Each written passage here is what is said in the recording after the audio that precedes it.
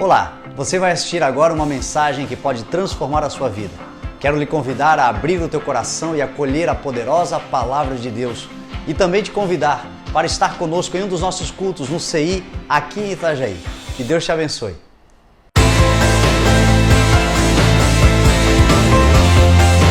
Atos capítulo 3, verso de número 13. Atos capítulo 3, verso de número 13.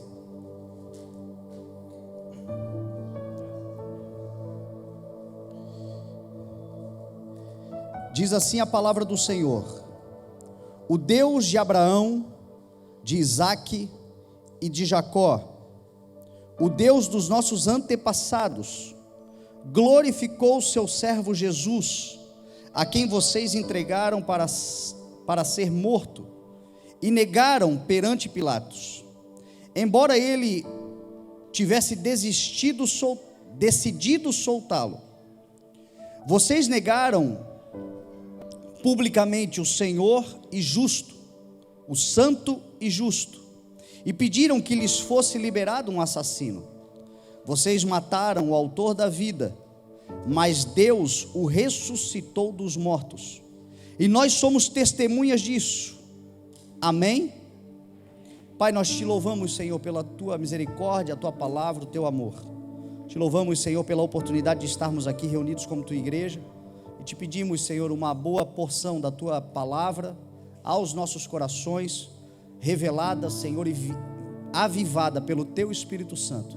Que não seja apenas letra, conhecimento, mas que seja vida do Espírito, para cada um de nós, para a glória do teu nome, em nome de Jesus. Amém, amém e amém. Nós estamos em dias bastante turbulentos, estamos em dias muito desafiadores, estamos naquilo que chamamos de início das dores de parto, e quanto mais próximos nós vamos nos achegando do momento onde o grande dia do Senhor se manifestará, o dia derradeiro, o dia do surgimento, o dia da realização plena da promessa que falta à igreja se cumprir e à humanidade verificar com seus próprios olhos, que é a promessa da vinda do nosso Senhor Jesus Cristo. Até que este dia chegue, diz a palavra do Senhor, que nós viveremos dias de uma grande aflição, como nunca antes na história da humanidade foi visto, e nunca depois deste grande dia se verá novamente. Dores de parto. Jesus usou essa expressão: assim como a mulher que está para dar à luz sente dores de parto, assim serão os dias que antecedem. Jesus falou também para olharmos para a figueira, para o exemplo da figueira, que quando vai chegando o tempo de dar fruto, ela floresce, ela começa a mostrar as suas folhas, ela dá indicativos de que o verão se aproxima. Jesus estava falando de sinais, Jesus falou de guerras, rumores de guerras, Jesus falou de rebeliões, Jesus falou de pestes e pandemias, Jesus falou de sinais nos céus, Jesus falou de colapsos sociais, econômicos, e nós estamos observando dias muito difíceis, e especialmente nesses últimos dias agora, mês de maio, nós estamos observando um conflito num lugar do mundo que é estratégico e que serve para todos nós de aviso, de sinal, para percebermos, verificarmos e nos prepararmos, como disse o Senhor. Quando essas coisas começarem a acontecer, levantem-se, despertem aqueles que dormem, levantem-se dos mortos e Cristo resplandecerá. Quando essas coisas começarem a acontecer, vocês, filhos de Deus, não se apavorem, não se desesperem, não se atemorizem, mas levantem-se, tomem as suas posições, ergam as vossas cabeças, porque a redenção se aproxima. Nós estamos vendo agora algo que está escalando de uma forma muito violenta. Não sabemos se é, de fato, o grande e último conflito, ou se é mais um para nos trazer então para esse despertamento que nós temos que ter como igreja. Nós clamamos por um tempo de uma grande vida do Espírito sobre nós. A palavra fala que antes do grande e temível dia do Senhor, o sol se transformará em trevas, a lua em sangue, conflitos e grandes problemas em todas as nações, mas o dia do Senhor certamente se aproxima e certamente virá. O escritor de Hebreus disse: aquele que vem virá, e não demorará, e não se atrasará. Não pensem que a promessa se perdeu. E nós estamos vendo então grandes coisas acontecendo, especialmente nesses dias, um sinal muito importante, que é esse conflito lá na região do Oriente Médio, especialmente em Israel. Israel é um local, geograficamente falando, muito importante. Diz a palavra que é naquele lugar que Jesus colocará os seus pés, no Monte das Oliveiras. Diz a palavra que é naquele lugar, geograficamente falando, que descerá a Nova Jerusalém, que é daquele lugar que o Senhor governará, que é para aquele lugar que o Senhor se manifestará para salvar também aquela nação. E hoje nós vemos um conflito muito intenso acontecendo de Israel com o Hamas, com os árabes, com os palestinos. O Oriente Médio como um todo, ele é constituído de aproximadamente 15 países. Dos 100% do território do Oriente Médio, desses 15 países, entre eles está Israel. E Israel ocupa 0,4%. Dos 99,6% que está sob o domínio de todo o povo do Oriente Médio, apenas 0,4% está sob o domínio de Israel. E ainda assim há ali uma briga ferrenha pela posse da terra. Muitos historiadores, para chegar à conclusão do porquê, porque hoje se pergunta muito por que existe. Eu tenho recebido muito no meu Instagram, na minha rede social, a pergunta: por que existe o conflito Israel e Palestina? Muitos se remetem lá ao ano 70, quando o povo judeu foi expulso da Palestina, de Israel, pelo Império Romano, porque nunca se dobraram ao Império Romano, então foram expulsos de lá, e o território foi totalmente dominado então pelos povos que também viviam lá, e muitos se remetem que lá começou a grande disputa de terra. Depois veio o Império Otomano, que dominou também por muitos anos, até que em 1948 Israel ganhou novamente a autorização para voltar para sua terra, e o Estado de Israel, cumprindo-se uma palavra profética, em um único dia foi formado, em 1948, com um voto de Minerva, inclusive de um brasileiro chamado Oswaldo Aranha. Ali a nação de Israel voltou. Os judeus começaram então a peregrinar novamente para a sua terra, para o seu lugar. E obviamente que quando voltaram, não foram aceitos pelos povos que lá estavam, por conflitos, por divergências da terra, por desejo de posse da terra. Houve aquela guerra dos 6 dias, onde Israel entrou no território com 50 e poucos por cento de ocupação, e depois da guerra dos 6 dias foi para 70 e poucos por cento. Venceram todos os inimigos que vieram contra eles. Mas a verdade, a origem, porque as pessoas perguntam: qual é a origem da guerra? A origem, lá na essência, a origem é briga de família. São 2 irmãos brigando pela herança do mesmo pai. 2 irmãos que geraram povos, 2 irmãos que geraram nações, e outros também, porque diz a palavra que Abraão teve muitos filhos, teve mais 6 ou 7 filhos com Quetura, que ele dispersou para longe, para outros lugares, mas a verdade é que todos eles ficaram naquela região, e todos sendo filho do mesmo pai, brigam pela posse da mesma terra. É herança de família e briga de família. Você pergunta, mas como assim? Quem aqui já teve perdas na família que tiveram que disputar herança, sabe do que eu estou dizendo. A gente é capaz de brigar por um pedaço de pão, por causa de uma coisa pequena, pequenas posses,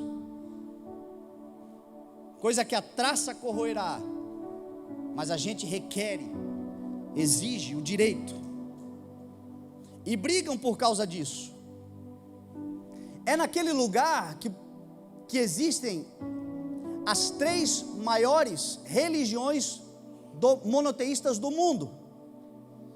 As 3 maiores religiões monoteístas do mundo estão em Israel, especialmente em Jerusalém: o islamismo, o judaísmo e o cristianismo. Cristãos, judeus e muçulmanos tendo o desafio de conviver, e a gente está falando aqui também de uma cultura que é muito diferente da nossa. Nós estamos falando de uma cultura onde todos os seus hábitos, as suas leis, as suas atitudes, a sua formação desde o berço está intrinsecamente ligada à sua fé. As leis, a laicidade do Estado não existe para um povo que tudo que eles decidem fazer está ligado intimamente à sua fé, à sua devoção, à sua confissão de fé. Então eles, naquele ambiente, brigam, lutam pelo pedaço de terra, lutam, discutem, divergem por conta de uma diferença religiosa. E aí muitas vezes a gente pergunta, meu Deus, mas por que tudo isso? É só a gente vir para a nossa família, não precisa ir muito longe. Às vezes a gente tem em casa um católico, um evangélico, um espírita, já quebra o pau na mesa, já é motivo de discussão. Às vezes não precisa nem ser de outra religião, basta ser de outra denominação. Senta um do CI com um da Assembleia, com um da Deus e Amor, quebra o pau também na família. E tem família que não se fala por causa de bandeira religiosa e denominacional. E assim eles são, e assim eles brigam, e assim eles divergem. E hoje nós estamos vendo uma guerra num lugar que os patriarcas moraram. A grande batalha hoje se dá na faixa de Gaza, extremo sul de Israel. A faixa de Gaza atacando Israel, a região de Tel Aviv, tentando atacar Jerusalém. Mas tudo aquilo ali acontece no sul de Israel, que foi exatamente onde Abraão morou, que foi exatamente onde Abraão peregrinou.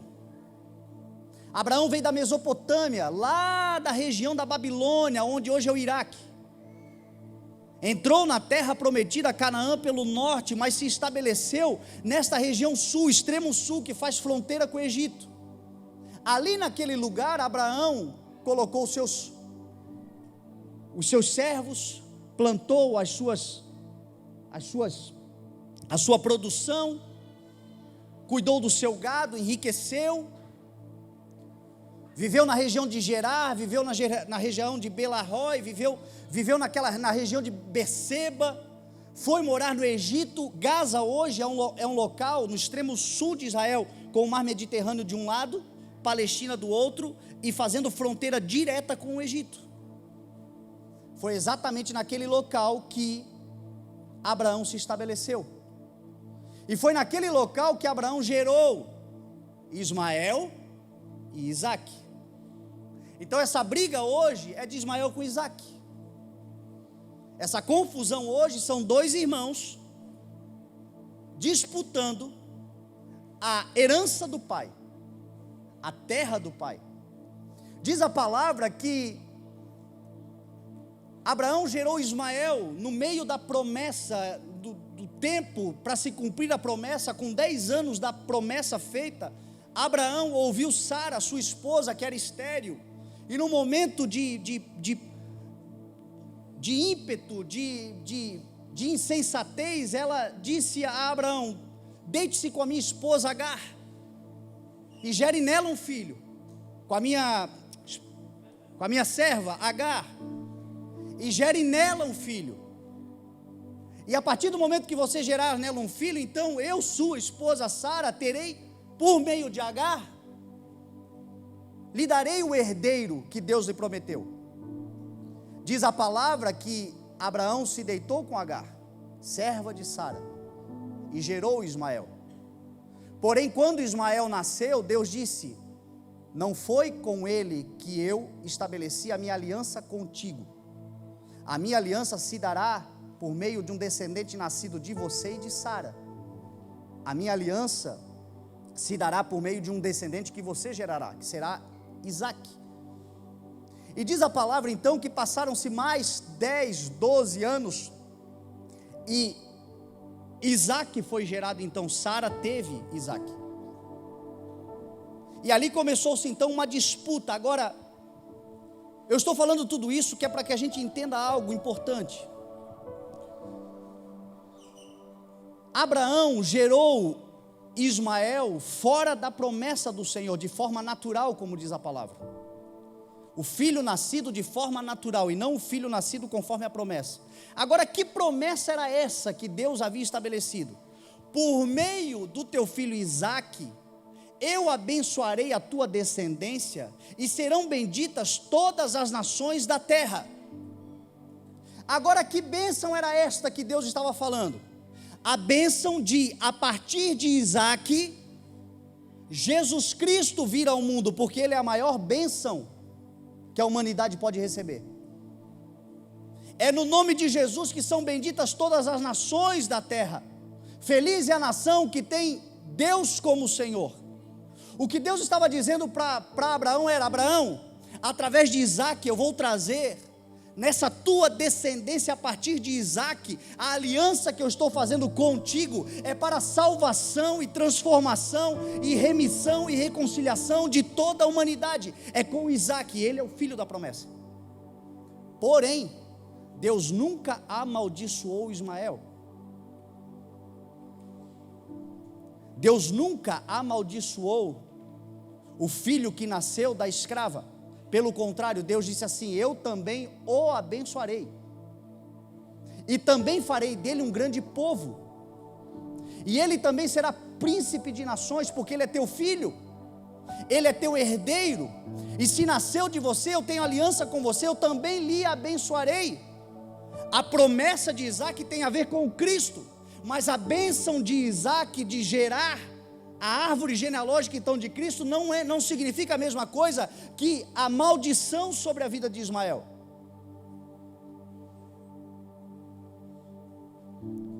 Diz a palavra que o filho Ismael cresceu, viveu no deserto, tornou-se um flecheiro habilidoso, e Deus estava com ele, e Deus estava na vida dele, e Deus era com o menino. E Deus tanto era com o menino que hoje os povos árabes são um dos povos mais ricos e poderosos da terra. Deus nunca preteriu, amaldiçoou Ismael. Aí lá, 2000 anos depois, quando Cristo nasce, ele diz a Nicodemos num dia, à noite, provavelmente, a palavra de Deus fala que Nicodemos veio à noite falar com ele. E Jesus disse assim: porque Deus enviou o seu Filho unigênito, para que todo aquele que nele crê não pereça, mas tenha a vida eterna. Todo aquele que nele crê, judeu, muçulmano, católico, espírita, evangélico, sem religião nenhuma, gente que está andando por aí como ateu e de repente tropeça no Senhor e diz: quem és tu, Senhor? Eu sou Jesus, a quem tu persegues. Então eu confio, eu creio. Todo aquele que confessar o nome do Senhor Jesus será salvo. E é por isso que hoje nós devemos orar sim pela paz naquele lugar, mas não é a paz de um em detrimento da perdição do outro, é para que todos sejam salvos, porque Deus não quer que ninguém se perca, mas que todos cheguem ao arrependimento. Jesus é o único que é capaz de estabelecer a paz genuína sobre todos os povos. Nós cantamos aqui agora há pouco: paz para as nações é Cristo o nosso Senhor. Lá em Isaac, Deus disse: através do teu filho Isaac serão benditas todas as nações da terra, a tua descendência será bendita. Lá aos Gálatas, no capítulo 3, a palavra diz: porque todo aquele que de Cristo foi revestido e em Cristo se batizou, não há mais diferença entre judeu e grego, não há mais diferença entre judeu e gentil, não há mais diferença entre evangélico e muçulmano, não há mais diferença, mas todo aquele que Cristo crê, que confessa o nome de Jesus, é salvo, é transformado, é alcançado e encontra a redenção. Jesus na cruz do Calvário consumou e se tornou o autor da salvação para todo aquele que nele crê. Digo isto porque muitas vezes a gente vê uma censura da igreja falando de todos os povos e abençoando somente Israel. O texto que nós acabamos de ler diz que Israel também está desviado, Israel também está caído, Israel também está fora, porque Israel matou aquele que veio para os seus, mas os seus não o reconheceram. Contudo, aqueles que o reconheceram, quem creram no seu nome, deu-lhes o direito de se tornar filhos. Jesus disse: o reino será tirado de vocês e será dado àqueles que proclamam, àqueles que confessam. E hoje, meu irmão, nós estamos vendo, porque Jesus não fundou uma religião, Jesus estabeleceu o reino de Deus e trouxe a sua igreja para a terra. São as guerras religiosas que nos separam. Numa escala muito menor, dentro da tua casa talvez existe uma grande guerra santa sendo travada por causa de religiosidade. Se Cristo for semeado, se Cristo e somente Cristo for pregado, se o ensino de Cristo for vivido, Cristo transformará a história daquele povo e transformará a história da nossa família também. A fé em Jesus Cristo, nosso Senhor. Eu peguei a história de Isaac, porque Isaac é um dos patriarcas, e Isaac, talvez dos 3 patriarcas, é o que menos é falado, pelo menos eu prego quase nada, eu não me lembro a última vez que eu preguei sobre Isaac. E Isaac é um arquétipo muito especial de Jesus Cristo. Primeiro que Isaac era o filho da promessa, era aquele que Deus estabeleceu como o que geraria. Isso acontece também em Esaú e Jacó, que ambos eram gêmeos, mas Deus escolheu Jacó para que fosse aquele que continuasse a aliança. Repito, esta aliança tem a ver com Cristo, com aqueles que gerariam e preparariam um caminho para que Jesus viesse ao mundo. Esta aliança de bênção sobre a vida de Abraão não era maldição sobre a vida de outros. O que Deus disse é o seguinte: eu só vou amaldiçoar quem te amaldiçoar, mas quem te abençoar, independente de quem seja, serão abençoados também. Então Isaac é um arquétipo muito claro do próprio Jesus, a começar porque ele é a promessa. Era através dele que Deus estabeleceria a bênção sobre todas as nações, e a gente não pode se esquecer disso. Não é Jesus mais a nossa religião, é só Jesus. Não é Jesus mais o pacotinho de dogmas que nós carregamos, é só Jesus. Não é Jesus sendo o caminho e nós como pedágio estabelecendo uns porquês. Não é Jesus com o seu reino e nós com a pimenta do reino, é só Jesus. É por meio de Jesus que as nações da terra serão abençoadas.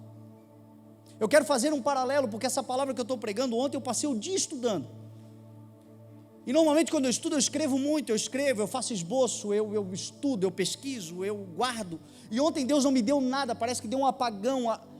A Elisa chegou em casa, era 9 horas da noite, eu disse para ela assim, sabe o que eu vou pregar? Ela assim, o quê? Eu assim, não sei. Porque eu não estava escrevendo nada, mas desde o início da manhã, Deus tinha me falado algo. Deus só me disse o seguinte, Isaac, e me deu 3 palavras, historicidade, contemporaneidade e conectividade. E quando Deus falou isso, eu percebi na hora o que Deus queria que eu fizesse, que eu contasse um pouco da história bíblica, desses povos, desses patriarcas, que a gente contextualizasse um pouco disso em relação ao que a vida dessas pessoas podem ter como valores para que a gente aplique nos dias de hoje, e sobretudo a conectividade, a conexão espiritual de tudo isto que já aconteceu em relação àquilo que Cristo já fez e ainda fará. Então presta atenção nisso. Jesus é a promessa de Deus. Somente por Jesus Cristo nós podemos ser abençoados. Então não te preocupa em convencer as pessoas a mudar de religião.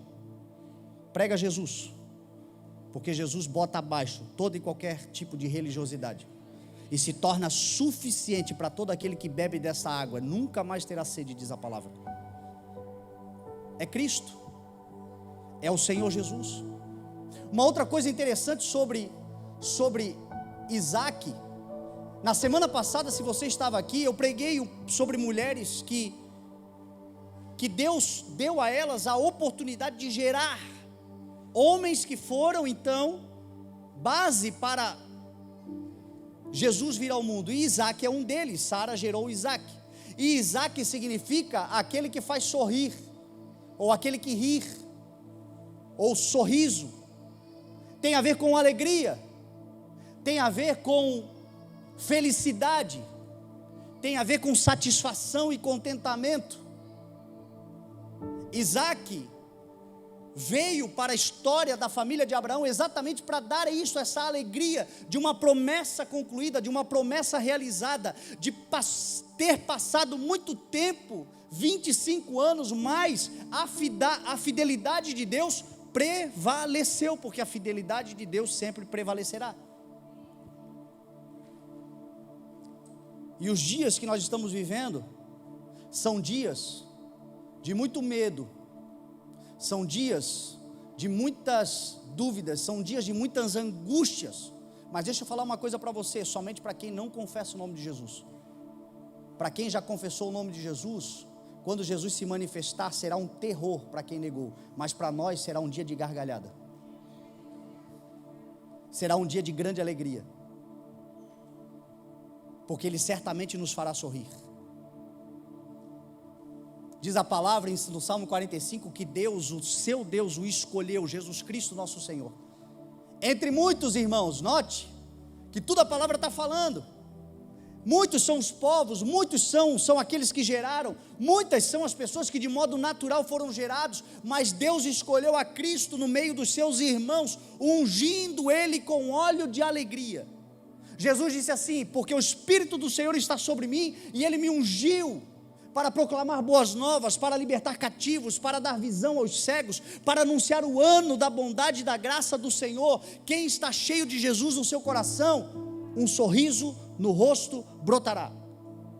Talvez hoje você esteja semeando com lágrimas, talvez hoje nós estejamos vivendo tempos de dores de parto. Você não vê uma mulher em processo de parto dando gargalhada, ela chora, ela sofre, ela xinga, ela fica com raiva, ela quer que aquilo passe logo, mas quando a criança nasce, um sorriso brota. E Jesus disse, ela logo se esquece da dor que teve, pela alegria de carregar no colo a promessa que Deus lhe fez. Me lembra, a minha esposa teve os 2 filhos de parto normal. O Luca eu consegui acompanhar, fiquei lá, ela ficou, acho que foram umas 8 ou 9 horas de trabalho de parto, braba, dava para chegar perto, eu queria ajudar, sai daqui, e eu já não sabia mais o que fazer, porque eu era um intruso dentro do quarto, eu me mexia e incomodava ela, eu respirava, a minha vida era um incômodo para ela naquele momento, até que foi para a sala de parto. Quando chegou na sala de parto, também aqueles momentos de dores, mas quando Lucas nasceu, o sorriso brotou. A Bela também foi parecido, só que a Bela não deu tempo, ela desceu pelo elevador, eu pela escada, quando eu cheguei na sala de parto, já estava ouvindo a Bela chorar, nasceu rápido, mas o sorriso estava lá também. E é isso que vai acontecer conosco. Nós vamos passar por dias de choro, de dificuldade, de muita aflição. Diz a palavra que serão dias com uma aflição como nunca houve antes e nem depois haverá. Mas certamente quando o Senhor se manifestar em glória, Ele é aquele que nos fará sorrir, porque Ele é fiel. Então, se eu posso te dar um conselho, não desista da promessa de Deus. Não queira dar um jeitinho para que a promessa se acelere. Tão somente creia que aquele que é fiel, a sua palavra não volta vazia, mas certamente cumprirá o propósito pelo qual ela foi enviada. Quem tem promessa de Deus aqui? A promessa de Deus te fará sorrir em nome de Jesus.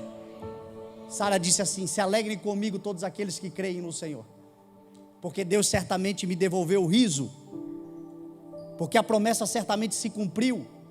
Eu não sei qual é a promessa que você carrega na sua vida, e talvez você já chora por ela, você já lamenta, você espera, você está angustiado ou angustiada, mas certamente o Senhor cumprirá, e na hora que Ele cumprir, você vai dar gargalhada em nome de Jesus, porque Jesus é aquele que nos faz sorrir. A alegria do Senhor é um fruto, e a vontade do Senhor é ver a sua igreja contemplando, celebrando, festejando. Se o Senhor vem cumprindo promessas na sua vida, festeje, se alegre, porque a alegria também é uma expressão de louvor ao Senhor.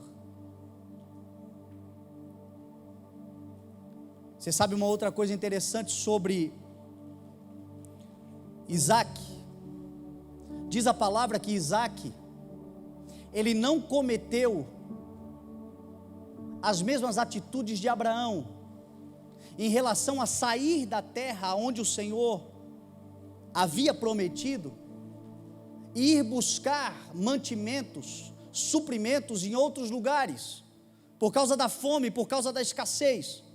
A palavra diz que Abraão, quando houve fome em Gerar, porque Abraão também morou em Gerar, Isaac estava morando em Gerar. Eu estou falando para você, está escrito em Gênesis 21, 22, 23, 24, 25, até Gênesis 27, você vai ver essa história toda sendo contada, depois você estuda em casa.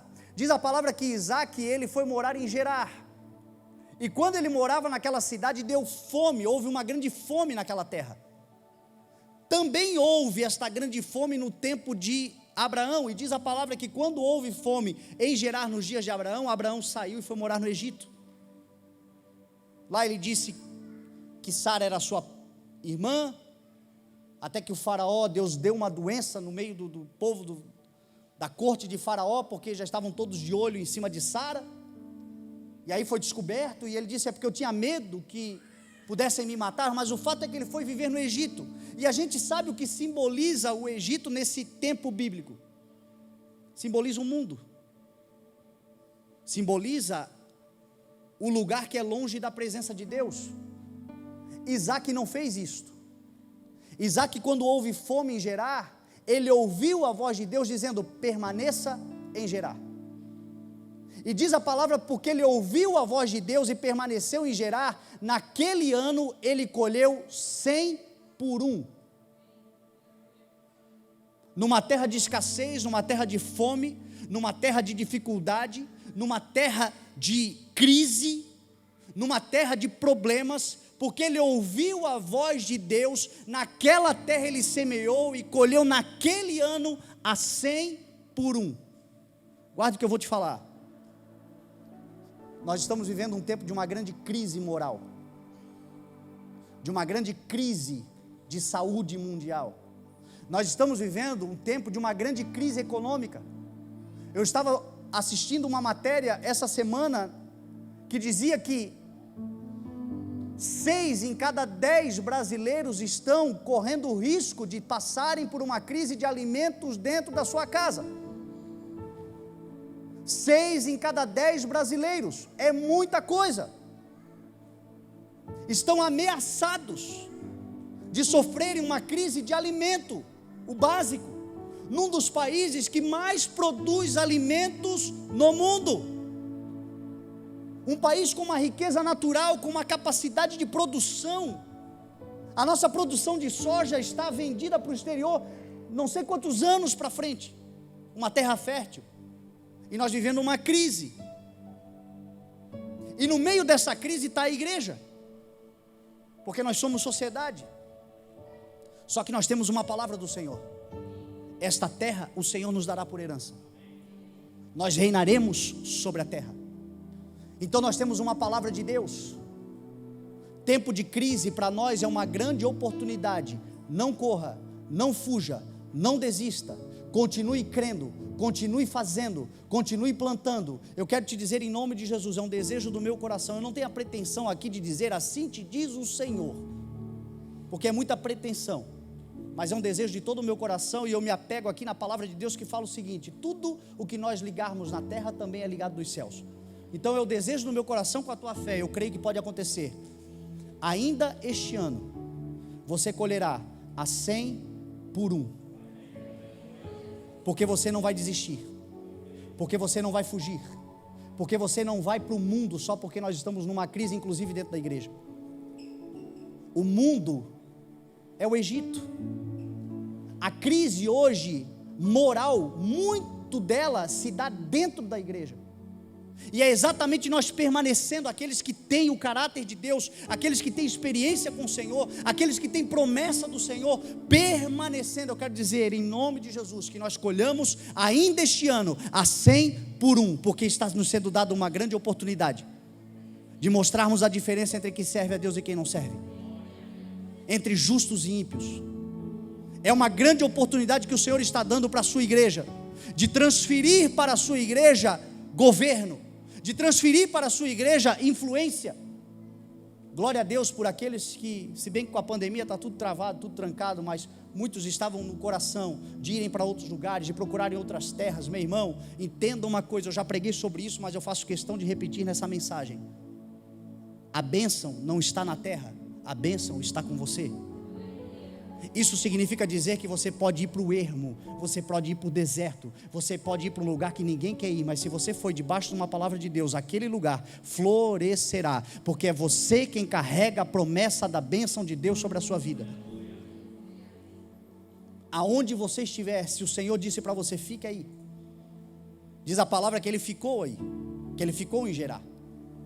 Eu fico pensando em Jesus Cristo, porque fazendo essa conexão agora com Jesus Cristo, Jesus teve a oportunidade no jardim do Getsêmani de pular fora. Contudo ele disse, Pai, ele suava sangue, tamanha a sua angústia, a aflição na sua alma de morte, mas ele disse, Pai, não seja feito conforme a minha vontade, mas seja feito conforme a tua vontade. Foi preso, foi açoitado na cruz, ele foi severamente provocado. Desce daí se és o Filho de Deus. A pergunta que eu te faço é, Jesus desceria se quisesse? Podia descer? Jesus podia ou não? Responde. Jesus podia, mas ele decidiu ficar. E porque ele ficou, hoje ele colhe mais de 2,5 bilhões de cristãos pelo mundo afora. E tantos outros que já partiram para a eternidade com o Senhor.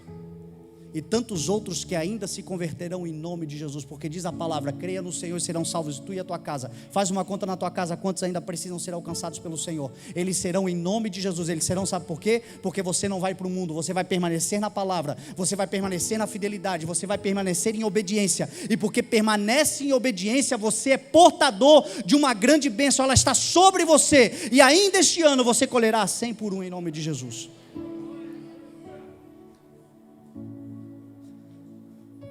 Jesus disse, aquele que está em mim, dá muito fruto. Jesus disse, se vocês permanecerem em mim, as minhas palavras permanecerem em vocês, pedirão o que quiserem, e o meu Pai vos concederá, porque o meu Pai é glorificado pelo fato de vocês darem muito fruto. Essa crise moral, essa crise existencial, essa crise de saúde, essa crise de tantas formas, diz a palavra que Isaac ficou em Gerar, e o servo da casa de Abraão foi buscar uma esposa para ele. Essa esposa se chamava Rebeca. Ele não ficou com aquele papo, pois é, não tem ninguém na igreja, né? Eu vou procurar lá no mundo. A igreja está difícil, a gente olha para o lado e não tem ninguém. Diz a palavra que Isaac já estava com 40 anos. É difícil, tem alguém querendo esperar uns 40 para arrumar o cônjuge, a sua Rebeca, o seu Isaac. Eu sei que é difícil ficar sozinho, eu sei que é difícil a fase aí do desejo de construir família, eu sei que é difícil, às vezes a gente olha para o lado, parece que não tem ninguém, e assim era Isaac, mas ainda assim Isaac ficou ali, Isaac não foi procurar fora, Isaac esperou, e diz a palavra que foi-lhe trazido, porque quando lhe foi trazido, valia os princípios de Isaac, não os princípios do mundo. Espera aí, meu irmão, espera aí, minha irmã, se você está meio aí que solteirão e solteirona, confia no Senhor, mas não se corrompa com o mundo. Diz a palavra que Deus trouxe Rebeca, e Rebeca significa aquela que prende com um laço, mas não é num sentido pejorativo, destrutivo, porque crente adora dizer, preparar um laço para mim, né? Tudo é laço e a gente já associou laço com... Está falando num sentido de conexão, de aliança. Por isso que a gente chama o matrimônio de enlace matrimonial, o momento do casamento. E é disso que a palavra está falando. Ela era aquela que enlaçou o coração de Isaac. E os dois agora se tornaram marido e mulher. E é um arquétipo claro do relacionamento da igreja com o Senhor Jesus. Jesus ama a igreja. Jesus tem uma aliança com a igreja, e Jesus certamente não abandonará a sua igreja, e eu estarei com vocês por todos os dias, e eu digo isso diante de uma dificuldade, porque diz a palavra, olha o que Isaac fez, presta atenção, a geração dos nossos pais errou, os nossos pais na fé cometeram erros, mas nós temos uma oportunidade que eles não tinham, que é a oportunidade da informação e da experiência por meio da observação. Diz a palavra que Abraão recebeu a promessa de ser pai de nações, de multidões, patriarca. 25 anos levou para se cumprir a promessa. No 10º ano, ele meio que disse, olha, quer saber de uma coisa? Eu vou dar uma força para Deus, porque do jeito que Deus disse, parece que não vai acontecer, então eu vou fazer do meu jeito. Isaac teve a mesma tentação, porque diz a palavra que Rebeca também era estéril. E Rebeca e Isaac esperaram 20 anos, casaram-se com 40, com 60 anos eles geraram Esaú e Jacó. 20 anos. A palavra não diz, mas não precisa nem ser muito profeta, nem basta você entender um pouquinho de vida, que com certeza nesses 20 anos, talvez veio a tentação. Quer saber de uma coisa? Eu acho que eu vou me deitar com uma das servas de Rebeca também, porque diz a palavra, lá em Gênesis 21, quando Rebeca foi trazida para Isaac, ela veio com muitas servas. Talvez foram tentados também, talvez até Rebeca disse, quer saber de uma coisa? Gera o teu descendente por meio de uma das minhas servas.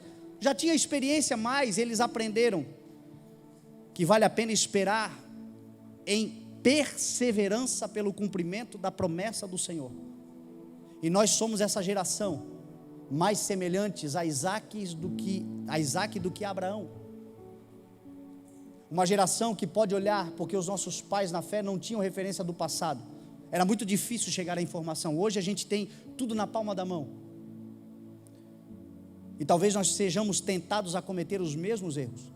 E a palavra do Senhor para nós é a seguinte: passe o tempo que passar, espere, porque serei eu que cumprirei a minha promessa sobre a sua vida. Não queira acelerar, porque para nós é difícil lidar com o tempo. Deus é o Senhor do tempo. E existe um tempo para todas as coisas. E diz a palavra que o Senhor não demora, não atrasa, ainda que demore, espere, porque certamente Ele virá e não se atrasará. Demora não é o mesmo que atraso. Diz a palavra então que Ele esperou e não abandonou Rebeca, e não deixou Rebeca, mas diz a palavra que Ele orou por Rebeca, e Deus lhe concedeu a dádiva de gerar. O que eu quero dizer com isto? É a mesma coisa que Cristo faz por nós. Quanto tempo talvez você esteja caminhando com o Senhor com uma promessa, mas com infertilidades na sua vida, com dificuldade para gerar, com dificuldade para estabelecer, com dificuldades. Você carrega a promessa, você sabe que Deus lhe fez a promessa, mas parece que alguma coisa em você não flui, não avança, não vai.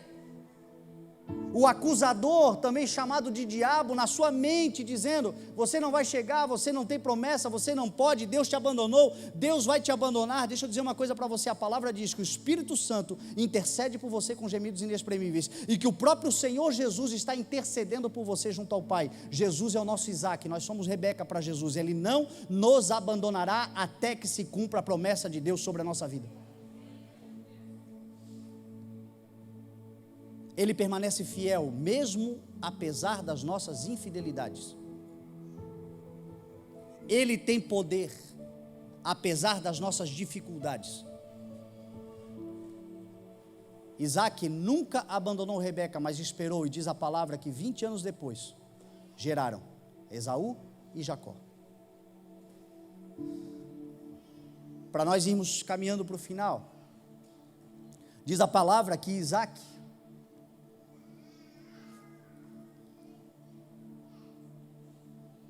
cavou poços em Gerar, e porque ele cavou poços, ele encontrou água, e diz a palavra que os poços foram entulhados, muitos deles, mas ele cavou poços, e ele cavou poços e encontrou água, e o primeiro poço que ele cavou, houve contenda, e ele colocou inclusive o nome do poço de contenda, Ezeque, que significa contenda. Os pastores de Gerar disseram: não, esse poço é nosso, e diz a palavra que ele, tudo bem, então pega para vocês, sabe, Jesus levou, quer a capa? Toma também a túnica.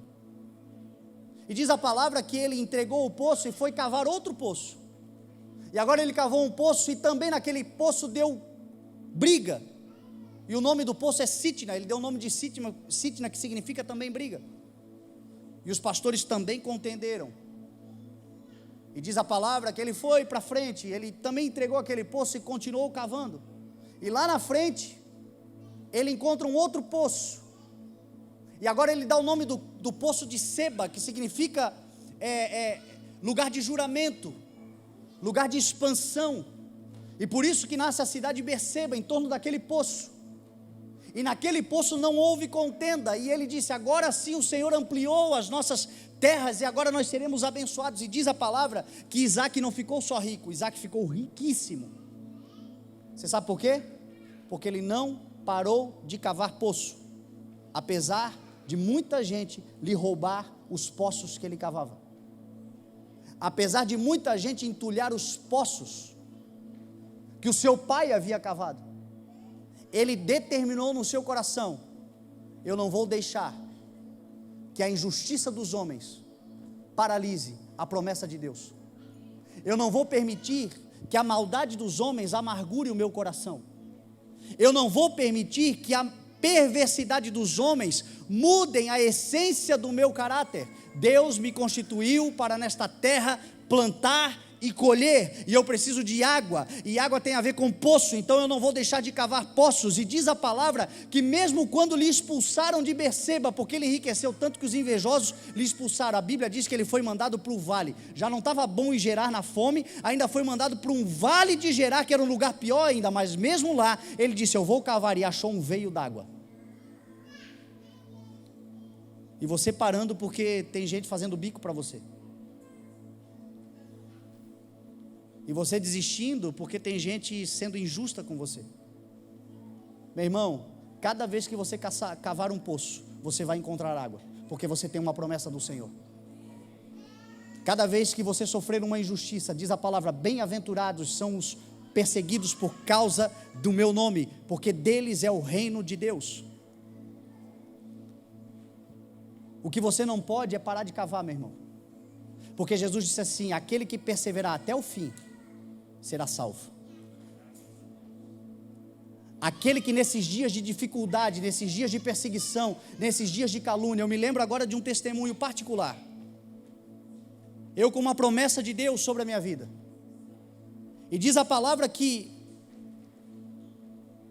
promessa de Deus se cumpre, e eu creio na promessa de Deus, mas eu me lembro que eu tinha herança, que eu tinha condições, e tudo isso me foi tirado, e eu me entristecia, e algumas vezes eu cheguei a pensar em desistir, porque se Deus vai fazer, por que é que Deus não dá então a oportunidade? Por que Deus não facilita? Parece que Deus não facilitava. Você sabe qual foi a palavra que Deus deu para mim?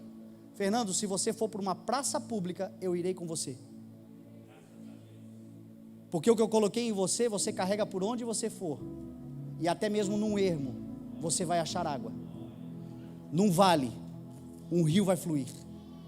E foi por isso que essa igreja começou lá na oficina do Fabiano, que está sentado lá atrás, no lugar que não tinha cara de igreja, no lugar que não tinha a menor perspectiva, porque não estava no nosso coração. Nós imaginávamos outros lugares, nós imaginamos os melhores lugares, mas diz a palavra que promessa de Deus se cumpre, e nós cremos na promessa de Deus. Lá na oficina do Fabiano nós cavamos um poço, e hoje nós bebemos de uma água que lá naquela oficina foi cavada. Onde é que o Senhor está te colocando? Quantas pessoas talvez estejam promovendo o que aparentemente é uma destruição para a sua vida?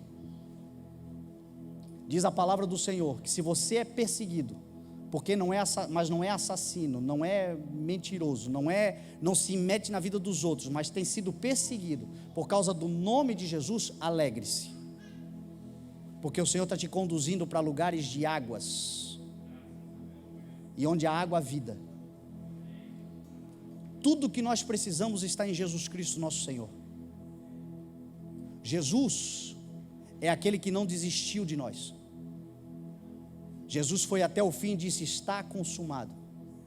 E tudo que eu e você precisamos está em Cristo. Ontem, quando eu lia, de repente me veio uma mensagem que dizia o seguinte: o mínimo que o homem precisa, ou o necessário para a sua subsistência na vida, os 4 elementos necessários para a sua subsistência na vida são comida, bebida, luz e ar. Eu achei muito interessante isso, porque realmente nós, para subsistir em qualquer lugar da terra, nós precisamos de comida, de bebida, de luz e de água. E o interessante é que Jesus Cristo é tudo isso. Jesus disse em João 6,32, eu sou o pão vivo que desce dos céus. Jesus disse em João 8, aquele que crê em mim nunca andará em trevas, mas terá a luz da vida. Jesus disse em Apocalipse, aquele que tem sede, venha e beba de graça da água da vida. Em Jó 12:10 está dizendo que na palma da mão do Senhor estão todas as criaturas da terra e o fôlego de toda a humanidade. Nós estamos na palma da mão do Senhor, meu irmão, e Ele tem nos dado fôlego de vida, Ele tem nos dado o pão nosso de cada dia, Ele tem nos iluminado com a sua palavra, e Ele tem sido a água que sacia a nossa sede numa terra de sequidão. Nós já temos tudo o que precisamos para viver na plenitude a promessa do Senhor. O desafio do Senhor para nós hoje é: permaneça perseverando, confiando em fidelidade, não fuja da terra onde eu te coloquei, porque é nesta terra que você vai plantar e vai colher, é nesta terra que você vai ver a água brotar, é nesta terra que a luz da minha palavra iluminará o teu caminho, é nesta terra que você terá fôlego de vida até o último dia da sua vida, porque todos os seus dias estão determinados por mim no meu livro, diz o Senhor, até que se cumpra tudo, eu e você permaneceremos aqui. Nós estamos vivendo um tempo de uma crise de saúde mundial, aonde o grande afetado, o maior prejudicado tem sido o fôlego da humanidade. Mas isso também serve como um sinal. O fôlego de vida está no Senhor Jesus. Ele é o ar dos nossos pulmões. Se você tem fôlego de vida, vai cavar poço. Se você tem fôlego de vida, permaneça confiando na promessa. Se você tem fôlego de vida, permaneça intercedendo. Se você tem fôlego de vida, permaneça crendo, porque aquele que perseverar até o fim, levantará os seus olhos naquele grande dia, e verá o Senhor vindo com milhares dos seus anjos, cercados em grande glória, e Ele salvará a cada um de nós, e enxugará dos nossos olhos toda lágrima. É o que diz a palavra, e é nela que nós cremos. Então nós vamos permanecer nessa terra, cavando poços, iluminados pela palavra do Senhor, abastecidos do pão vivo que desce dos céus todos os dias, e bebendo desta fonte inesgotável, que é o Senhor Jesus, o nosso Redentor. Amém? Vamos nos colocar de pé e vamos orar.